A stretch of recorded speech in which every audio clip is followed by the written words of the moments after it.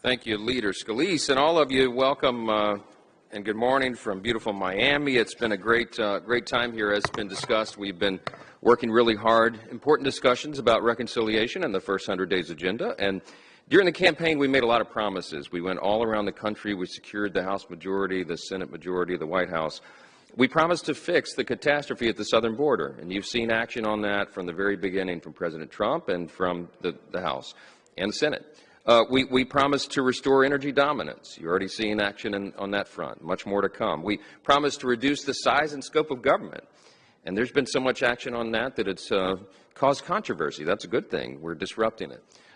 We promised to grow our economy and reduce inflation. And all of that comes together now. So President Trump's already using his authority, as you've seen, to get much of this work done. And it's been at a breakneck pace. In fact, so much so that you all have no shortage of anything to write about, to report on, and get used to it, I think, because this is going to be the new pace in Washington. Everything has changed, and the American people wanted that. They demanded it and deserved it, and that's why the outcome of the election was what it was.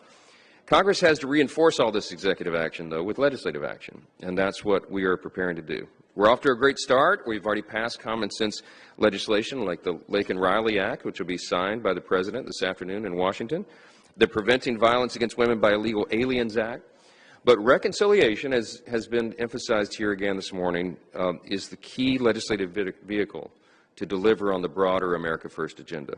We're working together to ensure that package makes good on our campaign promises. We believe in promises made, promises kept, and we're going to use every avenue at our disposal to make sure that happens. We're going to keep our word. This is a conference-wide effort. It's been a very productive, constructive exercise here and in the weeks and the months leading up to this exercise that we've engaged in. We'll be wrapping it up this morning in a final long session of discussion with the members here.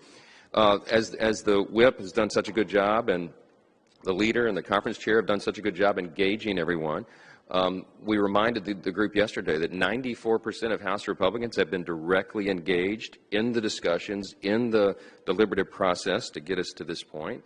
Only 14 House Republicans have not directly engaged in one of these conference discussions, and some of them were because of their schedule conflicts, et cetera. But every single member will be involved. When we say a bottom-up, member-driven process, that is by design, and we are exactly where we are supposed to be on our timetable. This is all pre-planned, and it's coming together very well. This process can be complex, and it's not a simple task. What we are aiming to do really is historic. You've heard that said here a couple of times already this morning. We believe that we are going to engage now in what can be one of the greatest pieces of legislation in the history of the United States Congress, because it will be so consequential, because we have to fix everything, and we have a mandate from the people to do so. So we're building consensus. We're putting together a blueprint to do that very complicated thing, and we plan to act on that in very short order. And as we've said, when we return to the Hill, the Budget Committee will be marking up a budget that serves as the foundation for the reconciliation process.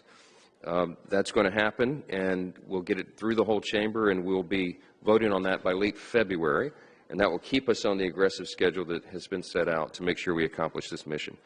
One of the most important elements in this package will be extending the 2017 Trump tax cuts.